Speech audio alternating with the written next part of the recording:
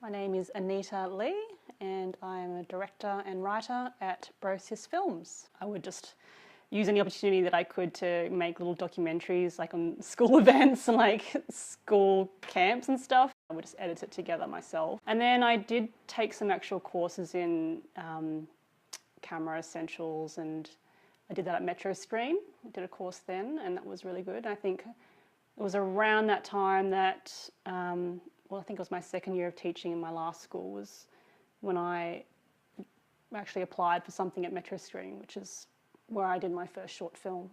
And that's when I put together a pitch and wrote a short synopsis on an idea and sent it off for funding, and that's basically kind of where it really took off. My brother Alex was shooting it, and then I think it just became like a little bit of an on-set joke, bro sis, we'll do another bro sis film, and I think it just started off like that. It just kind of happened organically, to be honest. Like, I think I didn't really have an idea. It's like, we're going to start a film production company or anything like that. It was just like, let's do a music video here. Let's, let's take an opportunity to enter into this competition. And yeah, I think it just kind of grew organically from that. Yeah, I mean, it wasn't until I actually made that conscious decision to quit teaching when it was like, okay, this is my career. I guess the hardest part is figuring out, with your interactions with the client or, budgetary type things, am I doing the right thing? Sometimes you do doubt yourself and go, should I have done that? And then, you need to just kind of accept that that's part of the process and you're going to make those mistakes, and, you need to do that in order for you to learn to do it better the next time. Obviously, if you're working for somebody else, be creating under their brand and their vision and the kinds of films that they want to make. So when you're doing your own filmmaking and working with your own business kind of model and ideas, then you get the luxury of being able to pick and choose the kinds of projects that you like most of the time, and also coming from what you want to say and how you want to say it and the things that you want to put out into the world.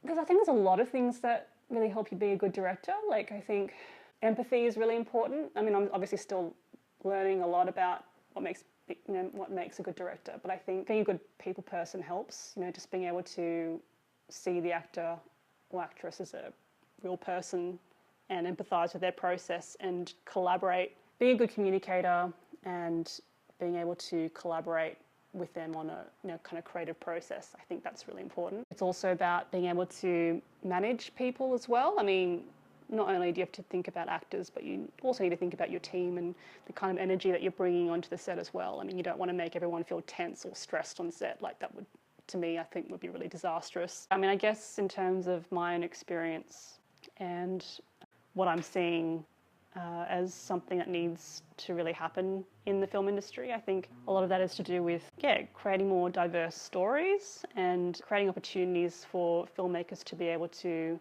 put forward diverse stories. Obviously funding is an issue, but I think there just needs to be a greater push and for it to happen quicker to get more diverse stories. I would say if you're interested in film, that you should just immerse yourself in the film world. So whether that is watching a lot of films and, exposing yourself to a lot of different types of films, and also just enrolling into courses, whatever that might be. Like, it doesn't have to be a university course, it can be a short course, because that can just spur things on with meeting people and, knowing about different opportunities that are available to you to get funding and things like that. And then I would just say, just start making films. Like, don't wait for those budgets or funding to come to you. Just do whatever you can to make something, because then, in this day and age, you can do that. It's not too expensive to do something like that. And you can shoot something really beautifully, relatively inexpensively, like even on a phone or DSLR. It doesn't have to be a fancy cinema camera. So write and make stuff, and it will just happen organically.